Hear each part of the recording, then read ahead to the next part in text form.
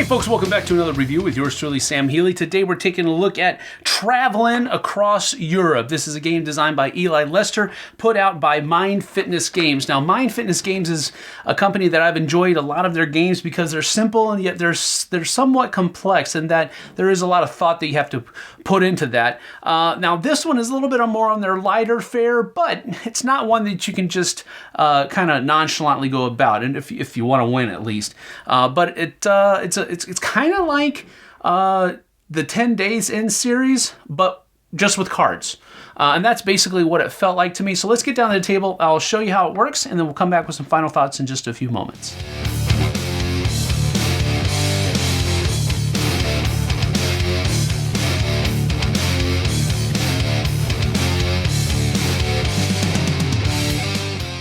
Here I have a representation of a game of Travelin set up for you. Now you're going to take the map here, which is actually part of the box cover, and it has all of the different connections for you. If that's not good enough, since it does go up to 4 players, the rulebook also has a copy of it in there as well, and this can be passed around to the different players. So that's good. Each person is going to be given a hand of 8 cards from which they will choose their starting country. And what you're trying to do here is you're trying to string together a trip of 5 countries. And the first person to do that will be the person that triggers the end of the game, and then victory points are tallied. Basically, each country has a total victory points that it awards you at the end of the game, and then there are other cards like this action card down here, which will actually take away points, or there are some that add points as well. And then finally, whoever does trigger the end of the game gets the golden trophy, which adds 5 victory points to your total as well. Whoever has the most victory points after the end of the game has been triggered is the winner. Now, on your turn, you basically have just a few things to do. First, you're going to be drawing either 2 cards from the top of the deck or one of these face-up cards and adding them to your hand. And then you're going to be able to travel or perform an action card by playing it, or the country cards that are in your tableau also have a special action that you could trigger as well by simply turning them face upside down, noting that you have used them. Now, there are, as you can see here, there are travel cards. There are planes, there are trains, and then there are also buses in the deck. Now, buses give you 1 ticket to go from one place to another. Trains give you 2 tickets each, and then planes are basically, you can travel anywhere on the map from anywhere else on the map if you use a plane card.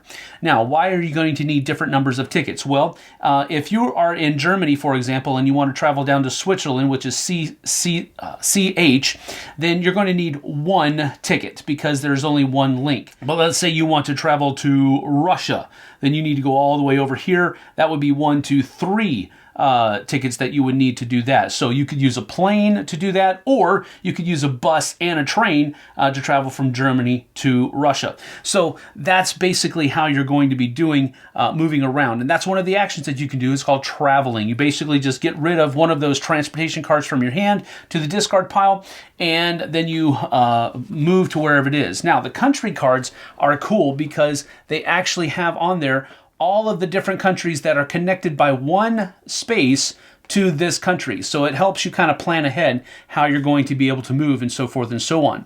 Then it has the special ability at the bottom that you can tap this card to use it for. And then it has the number of victory points that traveling to that country will give you. So we've talked about the travel cards and the country cards. There are also action cards that you can play that we've already kind of mentioned because of the victory points, but there are a number of other kinds of cards you can play as well that will in some cases help you or defend you, and then in some cases it will also hurt other people. For example, if you have diplomatic immunity in your hand and somebody plays something bad against you, you can negate the effects of that. Or on your turn and somebody on somebody else's turn, they are about to do a traveling action, you can say, no, border control, you can't do that action this turn. And then if somebody does do a travel action, you could also play something like rerouted, which means that you can take the country card that they just traveled to and put it into your area. And so it's kind of a take that mechanism with these cards, but just realize that they're in the deck. So just a sample turn here to give you an idea of how quickly your turns can go. We're going to go ahead and just draw this plain card. I'm going to draw one from the face down or two from up here. And once it's drawn, it can be automatically replaced like that. So that is the draw action of my turn. And now I can play one thing. I can play one card out of my hand by traveling. I can play an action card out of my hand. I can play one of these red take that cards out of my hand, but you can only do one of those. You can't do all three. So with this specific action, we're going to play Switzerland down into my tableau. Now you'll see that Serbia is not connected to Switzerland by just one route. So I'm going to go ahead and play this plain card right here so that I'm discarding it, but it allows me to travel from Serbia to Switzerland because I can basically go from one place to any other place. So if you look at Serbia here, this is where I started from, and then it's 1, 2, 3, 4, 5 spaces away, or 1, 2, 3, 4 spaces away to Switzerland. So I would need to use either 2 trains, or I could use 4 buses, or just one plane. It just depends on what you have on your hand. And so now that I've done that, I've traveled. The last thing that I have to do is discard a card. So I'm going to go ahead and get rid of Andorra here because it's worth a lot of victory points, but there's very few connections, so it would be hard for somebody to put that in there. Additionally, I'm covering up that plane, so nobody can draw it on their turn.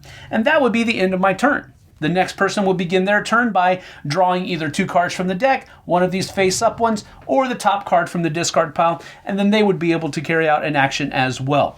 And this is how the game goes. There are some cards that enact a blizzard, which means that you can't travel. Some cards may be able to change the turn order from going from clockwise to counterclockwise, but you continue playing this game until one person has 5 countries in their tableau. That triggers the end of the game. Whoever has the most points by tabulating all of these victory points on your countries.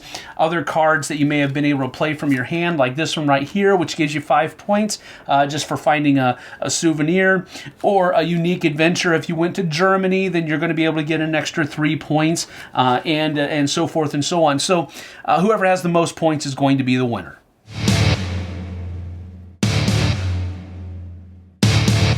So that's about that for Travelin.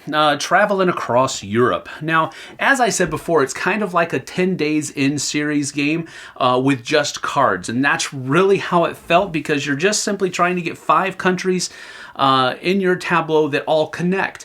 And you're doing that by playing bus cards and train cards to travel. And you're trying to impede the progress of your opponents by playing different kinds of take that kind of cards on them, and they may be able to defend themselves with some of those diplomatic immunities or some of the special abilities that the countries they've been to are allowing them to play. So it really does have that feel of just trying to struggle through, I guess you could say, a trip in Europe, and getting to all these different countries and mapping those countries out in your hand. So there's some hand management in there. There's some take that in there. So all in all, I did enjoy the game, but let's get to my pros and cons. Now, my first pro of the game is that it is very simple. There's only one thing that you can do on your turn, and you choose that one thing from a list of 3 possibilities. You can either travel, or you can play an action card, or you can play an action from one of the different country abilities that you've been to already. That's it. And that's only after you have drawn 2 or 1 card from the deck. So your turns go by really quickly. So that's my first pro, is that this game plays really fast, and you have to really kind of be on your toes. There's hardly any downtime here, even with your full complement of players, because everybody's turn just goes so fast. It's you do your turn, and boom, boom, boom, boom, boom, and now it's your turn again. And I like it when games are like that, because it keeps you moving, keeps your mind engaged the entire time. My second pro of the game is that there is educational value here.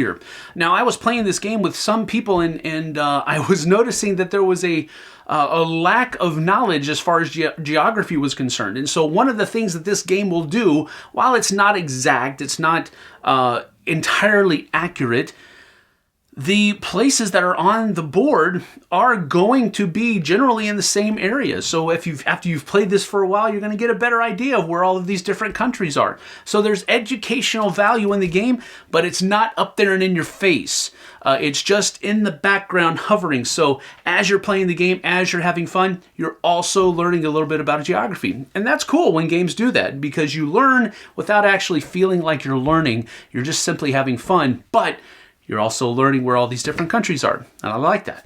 And my third pro of the game is that this kind of, while it's somewhat lighter than their other fare that have come from, the other fare that's come from Mind Fitness games, it still has that moniker of being a very easy to teach, easy to play game, very light, but there is an undercurrent of thought that needs to be there and running kind of in the background as you're playing the game, because you've got to be able to string, you've got to look at your hand and say, okay, this country goes, these two countries don't do me any good, so those are cards that I can use as discards at the end of the game, at the end of my turn, and these will fit in. Oh, that one came up. Oh, that will be better than this one, so I'm going to change those cards out. It's those kinds of decisions that are running in the background of this very light, simple game, and that's what Mind Fitness is really kind of done for. It has a very light veneer, but underneath that surface is a pretty thought-provoking game, and I like that because it's just fun. Now, my only really con of the game is the artwork. I wasn't a big fan of the artwork. I know it's supposed to be this kind of quirky. I just didn't like it. I know that there are people out there that will enjoy this and it looks good. I just wasn't a fan, okay? I'm not saying that it was a detractor, but for me, it just didn't really hit that much. Now, I was able to overlook it because I was having so much playing the game, but if artwork was one of the things that I was relying upon to like this game, it probably wouldn't make the cut. So there's that. But really, that's the only con that I have. So all in all, I'm going to give Travelin a 7 out of 10 because while it had some elements like Take That in there that I usually don't like in card games, especially when you're laying these cards out, it wasn't so heavy because I found that even though somebody was able to take or make me discard one of the countries in my tableau, I was able to easily recover from that and get back to a point where I was where I have been able to replace that country, and now I'm looking forward to the next one. So there's that Take That element there, but it wasn't heavy, so I was okay with it. So a 7 out of 10 for Travelin. I think it's a great game. It has some educational value as well, which is always good. So 7 out of 10. I enjoyed it. Go check it out. So thanks for joining me here. I really do appreciate it. But we'll see you guys and gals on the flip side. Take care now.